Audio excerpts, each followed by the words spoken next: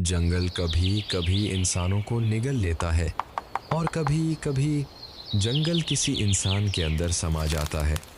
यह कहानी है एक ऐसे इंसान की जिसने दशकों तक दो राज्यों की पुलिस को नाकों चने चबवाए, जिसके नाम से जंगल के अफसर थर थर कांपते थे और जिसकी मौत आज भी सवाल छोड़ जाती है। यह कहानी है वीरप्पन की। कर्नाटक और तमिलनाडु की सरहद पर फैले सत्यमंगलम के घने जंगल। यहाँ की हवा में चंदन की खुशबू थी और जमीन के नीचे हाथी दांत का कारोबार। इसी जंगल में सन 1952 में एक बच्चे ने जन्म लिया, कूसे मुनिस्वामी वीरप्पन। गरीब परिवार, छोटा सा गांव और चारों तरफ बस जंगल। बचपन से ही वीरप्पन ने जंगल को अपना घर माना। पेड़ों की आड़ में छुपना, जानवरों की आवाज पहचानना और पैरों की आहट सुने बिना मीलों चलना, यह उसकी फितरत थी।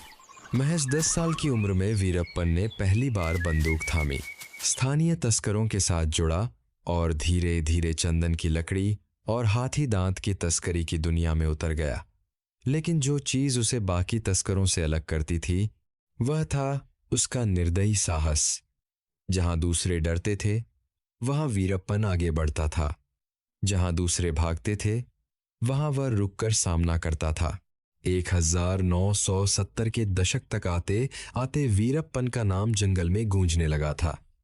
उसने सैकड़ों हाथियों का शिकार किया, हजारों पेड़ काटे और चंदन की ऐसी तस्करी की जिसने सरकारी खजाने को अरबों का नुकसान पहुंचाया। लेकिन असली कहानी यहां से शुरू होती है जब वीरप्पन ने पहली बार किसी पुलिस वाले को मारा। वह मुठभेड़ छोटी थी, एक जंगल का रास्ता, एक पुलिस पार्टी और वीरप्पन की टोली। गोलियां चली और जब धुआं छाटा तो कुछ वर्दीधारी जमीन पर थे। उस दिन के बाद वीरप्पन के लिए कोई वापसी नहीं थी। उसने रेखा पार कर ली थी, तस्कर से हत्यारे की। अगले 2 दशकों में वीरप्पन का खौफ इस कदर बढ़ा कि कर्नाटक, तमिलनाडु और केरल तीनों राज्यों की पुलिस उसके पीछे लग गई। अनुमान है कि उसने 100 से ज्यादा लोगों की हत्या की, जिनमें पुलिसकर्मी, वन अधिकारी और वे ग्रामीण भी शामिल थे जिन पर उसे मुखबिर होने का शक था। वीरप्पन का तरीका बेहद क्रूर था। वह सिर्फ गोली नहीं मारता था, वह संदेश देता था। उसके हाथों मारे गए कई लोगों के शव इस तरह मिले जो बाकियों को चेतावनी थे कि जंगल में आर मारा हाथा के बीच उसके खिलाफ खड़े होने का क्या अंजाम होता है। लेकिन यहाँ एक अजीब विरोधाभास था। जहां एक तरफ वीरप्पन खून से अपने हाथ रंग रहा था, वहीं कुछ गांव वाले उसे अपना रक्षक मानते थे। जंगल के किनारे बसे गरीब, आदिवासी और तमिल समुदाय के कुछ लोग उसे एक ऐसे इंसान की तरह देखते थे जो सरकारी तंत्र के सामने झुका नहीं। वह कभी कभी गरीबों को पैसे देता, उनकी मदद करता और जंगल महकमे के उन अफसरों से उनकी रक्षा करता जो खुद भ्रष्ट थे। यही वजह थी कि दशकों तक कोई उसे पकड़ नहीं सका, क्योंकि जंगल में उसकी आंखें हर तरफ थीं। 1990 का दशक आया और वीरप्पन ने एक ऐसा काम किया जिसने पूरे देश को हिला दिया। उसने अपहरण को अपना हथियार बनाया। 1997 में उसने कन्नड़ फिल्म उद्योग के जाने माने अभिनेता राजकुमार को अगवा किया। यह खबर जंगल की आग की तरह फैली। पूरा कर्नाटक सड़कों पर उतर आया। राजकुमार सिर्फ एक अभिनेता नहीं थे, वे एक भावना थे, एक पहचान थे।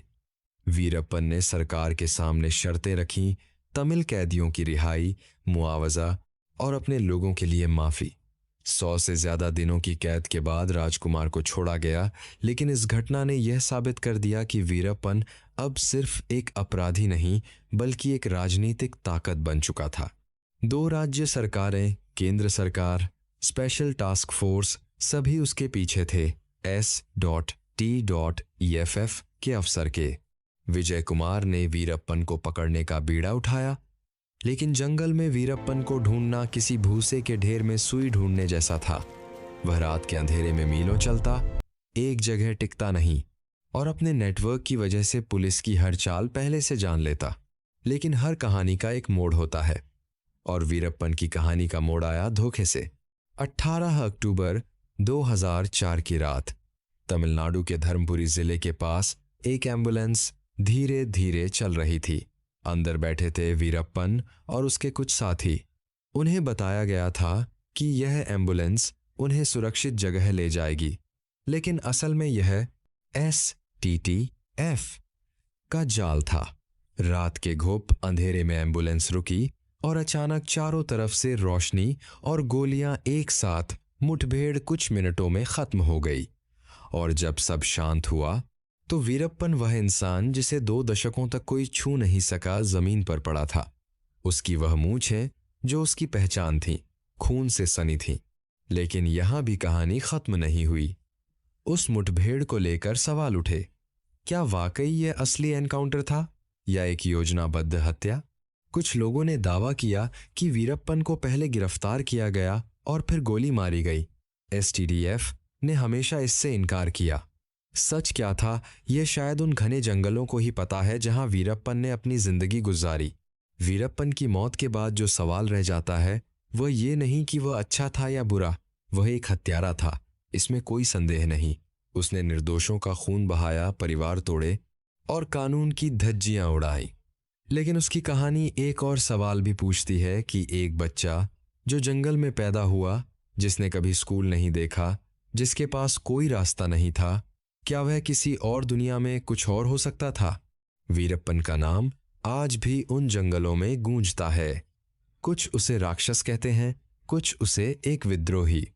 लेकिन एक बात तय है, जब तक सत्यमंगलम के जंगल हैं, जब तक उन पहाड़ियों पर चंदन की खुशबू उड़ती है, वीरप्पन की छाया वहां से नहीं जाएगी। क्योंकि कुछ कहानियां मरती नहीं, वे बस जंगल में खो जाती हैं।